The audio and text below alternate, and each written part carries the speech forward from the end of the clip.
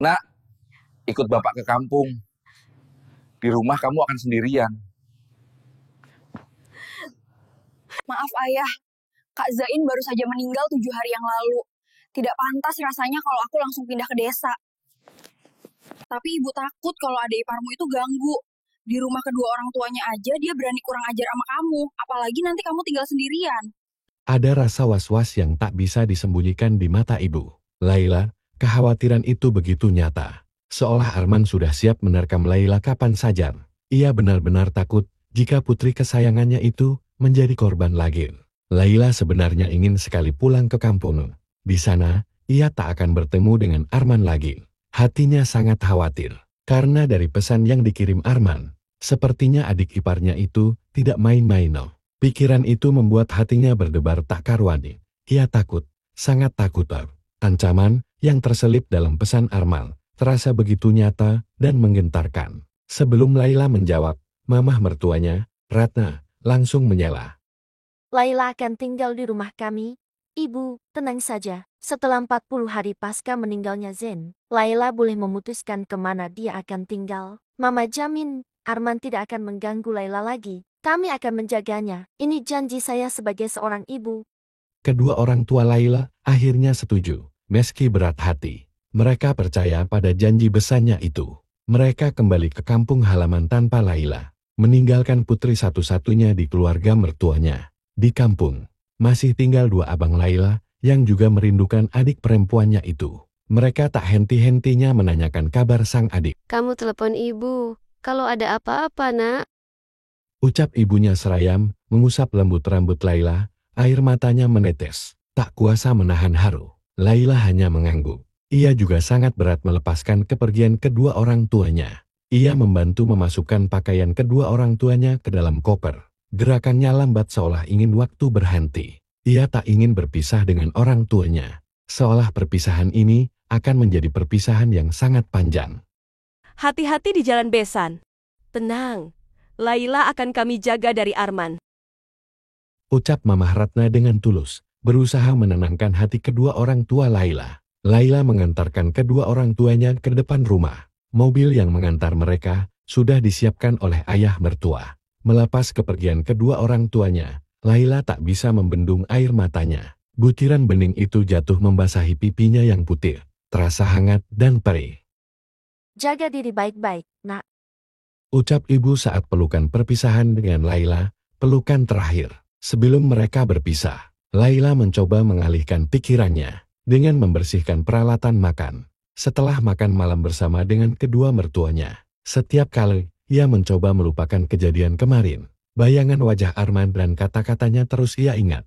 Senyum sinisnya, tatapan tajamnya, semua seolah terekam jelas di otaknya. Berputar-putar tanpa henti. Jemarinya gemetar saat menyentuh piring terakhir dan tanpa sengaja. Benda itu terlepas dari genggamannya. Suara pecahan piring terdengar nyaring, membuat tubuhnya tersentak dan jantungnya berdebar kencang.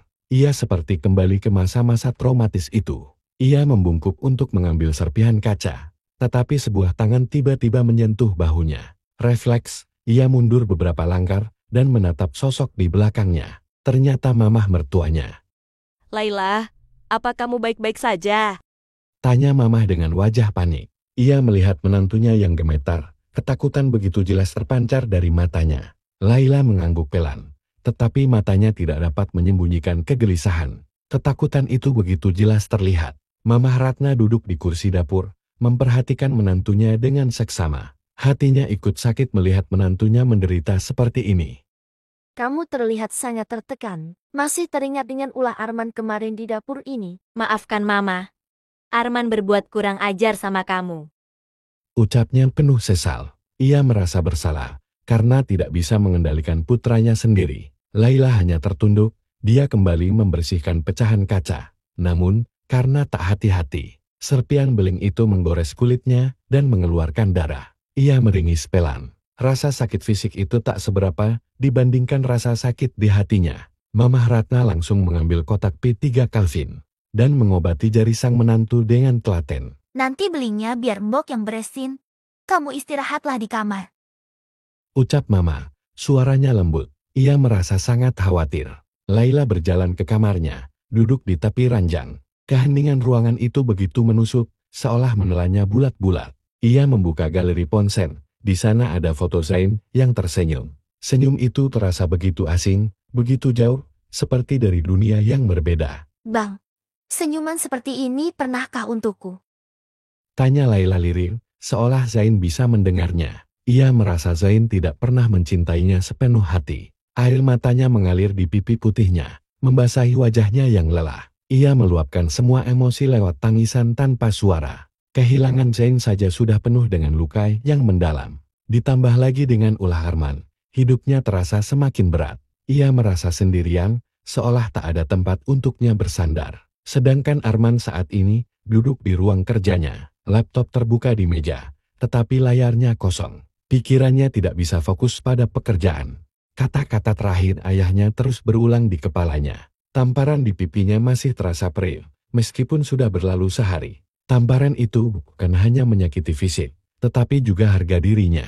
Ia memejamkan mata, mencoba menenangkan diri, tetapi bayangan Laila selalu muncul. Wajahnya yang ketakutan, matanya yang memohon. Hatinya hancur melihat Laila seperti itu. Dia mengambil ponsel dari meja dan membuka pesan terakhir yang ia kirimkan kepada Laila. Tidak ada balasan. Sudah centang biru 2. Artinya pesan itu bahkan sudah dibaca. Tangannya mengepal, menahan rasa frustrasi yang memuncak. Ia tidak mengerti mengapa Laila tidak mau membalasnya. Sial, dia mematikan teleponnya.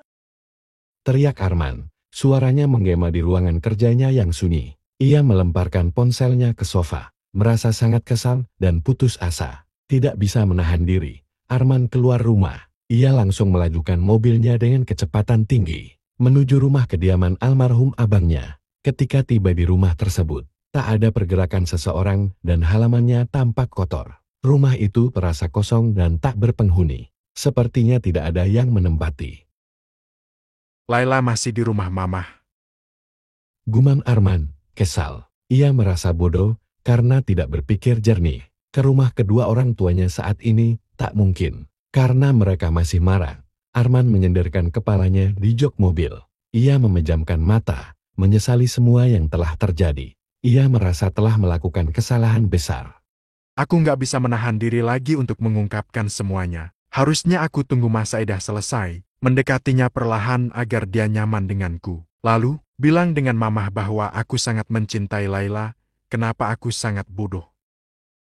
Penyesalan itu datang terlambat. Arman melajukan mobilnya ke rumah sakit tempat ia bekerja. Di sana ia berharap akan melupakan perasaannya kepada Laila sejenak. Meskipun pastinya tidak bisa ia hilangkan nama Laila yang sudah melekat di otaknya.